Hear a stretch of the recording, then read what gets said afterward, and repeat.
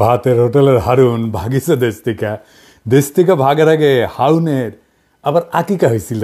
আকিকা দিয়ে নাম পাল্টে দিছিল জনগণ, নাম দিছিল হাউন আঙ্কেল। হাউন আঙ্কেল একজন গরিব পুলিশ অফিসার ছিল, তাই মাঝে মাঝে ইমোতে ফ্রিল্যান্সিং করেছিল। দেশে এখন নতুন হাউন আঙ্কেল আসিছে। শুনেন নতুন হাউন আঙ্কেল কি বলে।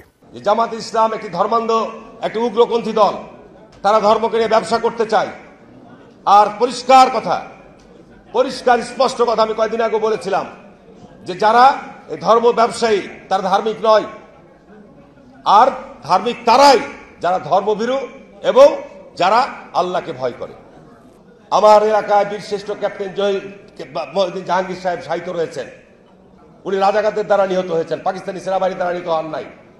শেখ মুজিব সাধারণ ক্ষমা ঘোষণা করেছিলেন, শেখ হাসিনা এসে বিচার শুরু করেছিলেন। আজকে তারা যেভাবে আস্ফলন করে বেড়াচ্ছে, আমি মনে করি যে যুদ্ধ অপরাধীদের বিচার কন্টিনিউ করা দরকার রয়েছে। সে বলিছে জামাত ধর্ম ব্যবসা করিচ্ছে, তাই না? হাসিনা মানবতা বিরোধী অপরাধ ট্রাইব্যুনাল করে জামাত নেতাদের বিচার করে ফাঁসি দিয়ে ঠিকই করেছে, আর জামাত ধর্ম ব্যবসা করে।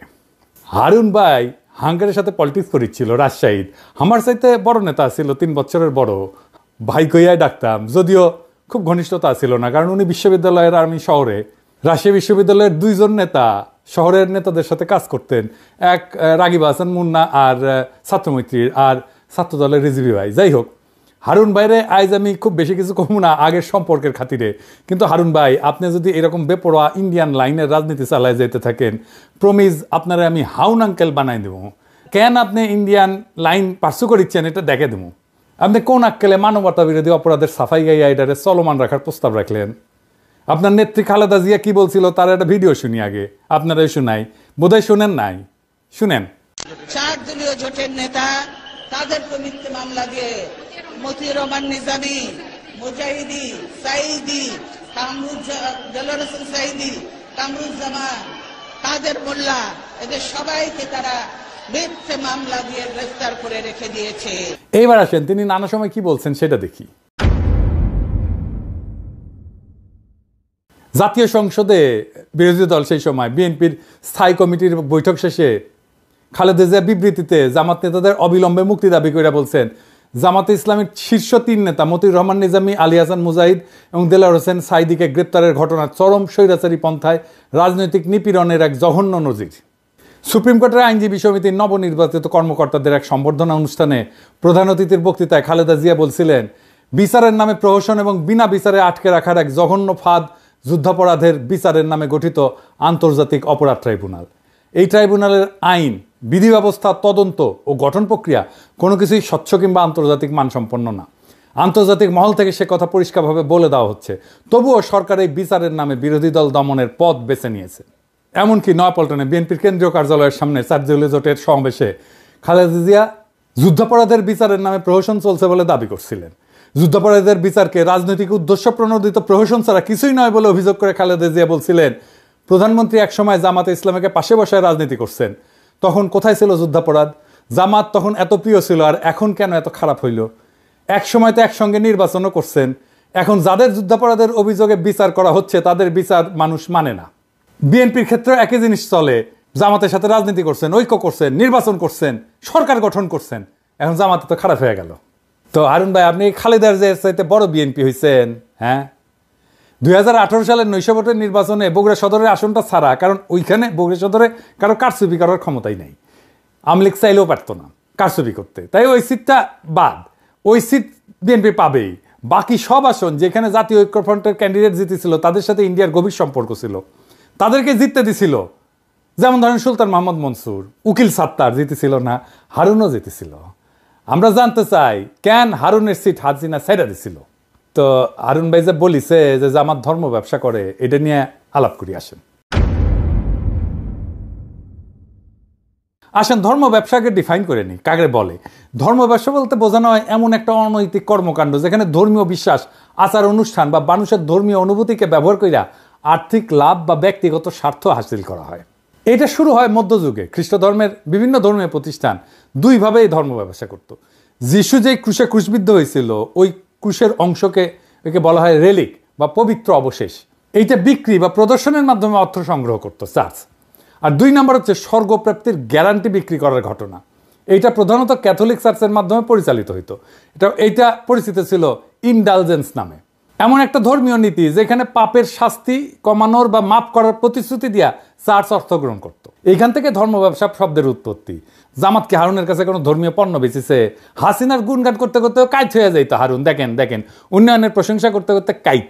আবার একবার চাঁপাইনবাবগঞ্জে কোন এক ট্রেনের উদ্বোধন করবার যায় নাকি হাসিনা হারুনের খোঁজ করেছিল, সেটা তো একেবারে কাইট হয়ে পড়েছিল। দেখেন, যাই হোক, আজকে হারুনরা আর কিছু কইলাম না, আর এক মাল দেখি। খালেদা জিয়ার উপদেষ্টা ফজলুর রহমান সাহেব, সাবেক ছাত্রলীগের সভাপতি, ওই যে কেন বিএনপি করে বুঝি না, ওই বিএনপি বসে রাজনীতি করেছে আওয়ামী লীগের। ওই খালেদা জিয়ার নাকি উপদেষ্টা, তো খালেদা জিয়া কি উপদেশ দেয়? এইটা সাহেব, ওই যে ওইটা দেখান না, শেখ মুজিব খুব খারাপ লোক কইয়া যে বাণী দিছে সেটা দেখান। এই দেশের সবচেয়ে খারাপ মানুষের নাম হলো শেখ মুজিবুর রহমান। উনি 3রা জানুয়ারি বঙ্গবন্ধু শেখ মুজিবুর রহমান 71 সনে রেসকোর্স ময়দানে মিটিং করে বলল, 6 দফার দাড়ি কমা সেমিকোলন বাদ দিয়ে যদি আমরা কেউ আপোষ করি, আপনারা আমাদেরকে জ্যান্ত কবর দিবেন। সে আপোষ না করে শেখ মুজিবুর রহমান খুব খারাপ কাম করছে।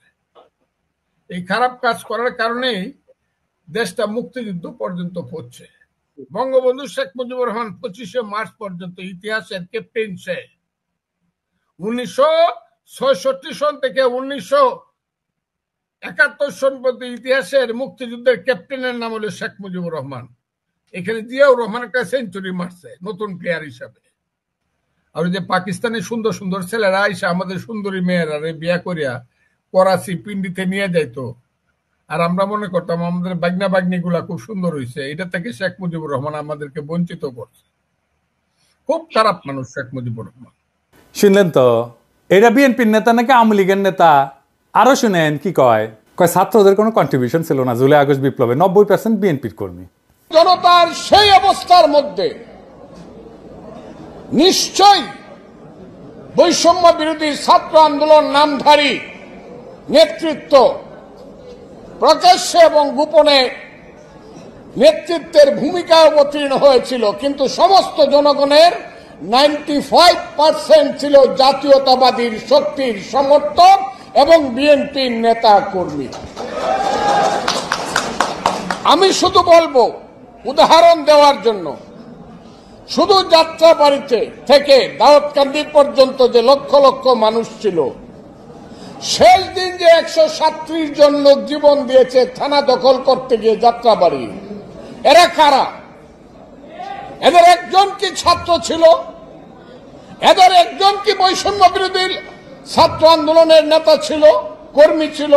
না, এদের প্রায় 99% লোক ছিল শহীদ জিয়ার আদর্শের কর্মী, খালেদা জিয়া এবং তারেক রহমানের কর্মী। কারণ আইসেনি আসিচ্ছি, এই প্রসঙ্গে আসিচ্ছি। আপনার নেতা মির্জা ফখরুল কি কইছিল আন্দোলন সম্পর্কে? বিএনপি নাকি আন্দোলনে ছিল না। এই যে দেখেন, তার কথা শুনেন। আন্দোলনের সঙ্গে শিক্ষার্থীরা সরাসরি জড়িত, আমরা এই আন্দোলনের সঙ্গে কখনোই সরাসরি জড়িত নই। 90% বিএনপি কর্মী হয়ে গেল। আর দেখেন, ছাত্রদের বিরুদ্ধে কি বিপুল ঘৃণা। সমন্বয়ক নামে 22-23 বছরের ছাত্ররা ডিসির সাথে মিটিং করতে যেতেছে, আর ওনার পুচ্ছে আগুন ধরে গেছে। শুনেন, এখন বাংলাদেশের সব দলের চেয়ে বড় দলের নাম হলো সমন্বয়কের দল। আমি কিশোরগঞ্জে গেছিলাম, যদি 4-5টা ছেলে হাতে ডায়েরি নিয়ে হাঁটে। আমি কেন আসছিলাম? ডিসি সাহেবের সঙ্গে মিটিং করতে আসছি। কোন ক্লাসে পড়ো? কলেজে ফার্স্ট ইয়ারে পড়ি, গুরুদয়াল কলেজে। এইভাবে 3টা জেনারেশন নষ্ট হয়ে যাচ্ছে বাংলাদেশের। কারণ সমন্বয়ক হইলে পরে ফার্স্ট ইয়ারে পড়েই ডিসি সাহেবের সাথে মিটিং করে প্রজেক্ট করা যায়। এইবার দেখেন নিজেই কি কইতেছে, যে ও নিজে, ফজলুর রহমান নিজে যখন ওই বয়সে ছিল, ওই বয়সে 32 জনের মারছে, যারে কইছে তারই মারছে, তার সাঙ্গপাঙ্গরা। এই যে শুনেন, আমরা ছোটখাটো মানুষ, কিন্তু আমি যে 23 বছরে যে পাওয়ার পাইছিলাম, এখন ইউনূস সাহেবের সেই পাওয়ার নাই। আমি আবারও বলছি, 23 বছর বয়সে আমার হাতে যে পাওয়ার ছিল মুক্তিযোদ্ধা কমান্ডার হিসাবে, আমি ইচ্ছা করলেই বলতে পারতাম, ও এরে ফেলায় দে, 16 ডিসেম্বরের আগে এ রাজাকার আমার বিরুদ্ধে যুদ্ধ করছে, ফেলায় দে। 15 জনকে গুলি করে আমার যে সৈনিকরা ছিল, মুক্তিযোদ্ধারা ছিল, ফেলায় দিয়েছে গাঙ্গের পারে। দেখেছেন মুরব্বী, আপনার কি আদৌ ডিসিদের সাথে মিটিং করে ছাত্রদের নিয়ে ইনকা বিষোদ্গার করা উচিত? ওরা বিরোচিত কাজ করেছে, দলে দলে কাতারে কাতারে জীবন দিয়া সারা দেশের মানুষের জায়গায় তুলছে, ঐক্যবদ্ধ করছে। আর আপনার এখন পৌরুষ জায়গায় উঠছে না, আপনি কইতেছেন কোনো কন্ট্রিবিউশন নাই। আপনি হুশে আছেন মুরব্বী, আপনি মুরব্বী মানুষ, বেশি কিছু কমু না। আপনারা করেছেন কি, ঈদের পরে আন্দোলন কইরা কইরা তো বছরের পর বছর পার করেছেন, এখন গলাত প্রচুর জোর এসেছে না? আপনাদের তো মির্জা আব্বাস কইছে 28 অক্টোবর প্রাণ ভয়ে প্রতিরোধ গড়ে তুলতে পারেন নাই, এখন পাঙ্খা গজাইছে, হিংসা হয় ছাত্রদের, আপনারা হাত মারিছেন, বুঝেছেন? 16 বছর ধরে হাত মারিছেন, ছাত্ররা পাইরা ফেলা মেরে দিচ্ছে 3 সপ্তাহে হাসিনার। ফাল পারা বন্ধ করবেন, আবার ফাল পারবেন তো পাবলিকে কলে পাইরা ফেলবে, খুব খেয়াল। এইগুলা হইতেছে বাকশালী ডিম, বুঝছেন? বিএনপির বাসাত রাখিছে, বিএনপি তা দিচ্ছে এগুলাতে, এটা ফুটে বাকশালী চাও বাড়াবে। এবার বলেন, এই যে ভারত ঘেঁষার বাম এলিমেন্টগুলা কই থেকে বাইর হইতেছে বিএনপির মধ্যে থেকে, আর প্রমিনেন্স পাইতেছে, এত মিডিয়া কভারেজ পাইতেছে, এইখানেই আছে বিএনপির আগাম নির্বাচনের দাবির প্রশ্ন। বিএনপির আগাম নির্বাচন এটা ইন্ডিয়ান গেম। এবার কইবেন যে কইলেই হইল, আমি কোনো অনুমান করে কথা বলি না। আপনি দেখেন বিনা সিক্রি কি কইতেছে, সে বাংলাদেশে 111-এর আগে ইন্ডিয়ান হাই কমিশনার ছিল, সে আগে নির্বাচন পরে সংস্কার, এই আইডিয়ার প্রবক্তা। শুনেন তার মুখে শুনেন। The political parties of Bangladesh are saying this to Mohammed Yunus. Elections first. The reforms are to be done only by an elected government. This is business. এইবার যে এটা ইন্ডিয়ান যে প্ল্যান, এবার বুঝিছেন? বিএনপিকে তো জবাব দিতে হবে, কেন বিনা সিক্রি তাদের দাবির পক্ষে কথা বলে। বিএনপি যে নির্বাচন করিচ্ছে, এটা কি ঠিক কাজ হচ্ছে? তার আগে প্রফেসর ইউনূসের সরকারের সমালোচনা করে নিয়ে এটা বলার দরকার আছে, কারণ বিএনপির এই নির্বাচন করে সিক্কর পাড়ার পিছে প্রফেসর ইউনূসের সরকারের দায় আছে। তো কেন বিএনপি নির্বাচনের দাবি তুলতে পারতেছে সেটা আলাপ করা দরকার না? আসেন করি। প্রফেসর ইউনূসের সরকার তো এমনিতে স্লো, এমন উদ্ভট ডিসিশন নিতেছে যে ডায়াপার পরে উপদেষ্টারা, পাবলিক বিরক্ত হইতেছে। দৃশ্যমান উন্নতি আছে কিন্তু তাও পাবলিক বিরক্ত হইতেছে। এই যে হাসিনা আমলে 400 টাকা কেজি কাঁচামরিচ খাওয়াইছিল না, এখন কাঁচামরিচ এখন কত, 40 টাকা কেজি, তাও মানুষ বিরক্ত কেন? আমি বলছিলাম না যে ভ্যাট শূন্য করে দিতে হবে ওষুধে, নিত্য ব্যবহার্য ওষুধে, এমনভাবে নিত্য ব্যবহার্য ওষুধে কমাইতে হবে। আর লাইফস্টাইল ওষুধ মানে ভিটামিন, মিনারেল, প্রোবায়োটিক আর ধ্বজভঙ্গ সারানোর ওষুধ, এগুলোতে সরকারের ভ্যাট বাড়াই দিতে হবে, রাজস্ব যেন না কমে সরকারের। স্বাস্থ্য মন্ত্রণালয় কিন্তু এই প্রস্তাব নিয়ে কাজ করতেছিল, আমার প্রস্তাব গ্রহণ করছিল, তাদের ধন্যবাদ জানাই। তালিকা ফাইনাল হয়ে যাওয়ার মাত্র 2 দিন আগে ওষুধের উপরে ভ্যাট বসাই দিল অর্থ মন্ত্রণালয়। এতে নাকি সমস্যা হবে না, অর্থমন্ত্রী কইছে। আরে সমস্যা হবে কি হবে না এটা তো আমরা বুঝি। জিজ্ঞাসছিলেন আমাদেরকে সালাউদ্দিন সাহেব, আপনি আমাদের মতামত নিয়েছিলেন, রাষ্ট্রে কি আপনার বাপের তালুকদারি যে ইচ্ছা হইলো ভ্যাট বাড়াইলাম? আপনারা গালাইছিলাম, এরে ওরে কমপ্লেন করেছিলেন। নূরজাহান আপা বলে যে তুমি গালায় বানা এখন থেকে বয়স্ক মানুষকে, আমি গালি দেওয়া বন্ধ করেছি উনার রিকোয়েস্টে, আর আপনাদের পাঙ্খা গজাইছে। নূরজাহান আপা দেখেন, এবার দেখেন, আপনার কাছে তো আমি কমিটমেন্ট দিছিলাম গালি দিব না, দেখেন আপনার মন্ত্রণালয়কে খাইলো বাম্বু। পাবলিক এখন আপনারে গালাইতেছে যে আপনি বোধহয় ওষুধের দাম বাড়াইছেন। আচ্ছা সালাউদ্দিন সাহেব, ওষুধের উপরে ভ্যাট বাড়ানোর আগে আপনার একবারের জন্য মনে হইল না যে আমি একটু স্টেক হোল্ডারদের সাথে আলাপ করে নিই? আমার সাথে আলাপ না করেন, আপনারা তো মানুষ বিলা মনে করেন না। হ্যাঁ বলেন, কার সাথে আলাপ করেছিলেন? আপনি যতই জ্ঞানী হন না কেন, আপনি যত জ্ঞানী হন, যত পাস দেন, যত পিএইচডি করেন, আপনি তো হেলথের বুঝেন, কিছুই বুঝেন না। আপনি তো ডিসিশন কেন নিজে নিজে নেন? বুঝান তো সাউদ্দিন সাহেব, আপনি কথা কইবেন, স্টেক হোল্ডারদের সাথে কথা কইবেন, আমার সাথে কোন বা যার সাথে কোন কথা বলে কনভিন্স করবেন কেন আপনি ভ্যাট বাড়াইছেন ওষুধের উপরে। আমার সাথে কথা কইতে চাইলে মোস্ট ওয়েলকাম, আগে কনভিন্স করবেন, তারপরে ওষুধের উপরে ভ্যাট বাড়াইবেন। আমি বলে আগুন জ্বালাই দেবো, জান কালা কালা করে দেবো আপনার। আমি প্যারিসে থাকলেও ঢাকার রাস্তায় আমি লাখো জনতা নামাইতে পারবো। ওষুধের উপরে ভ্যাট বন্ধ, ফুল স্টপ, 1 পয়সা ভ্যাট বাড়াবেন না। এবার আসেন বিএনপির নির্বাচনের প্রশ্ন।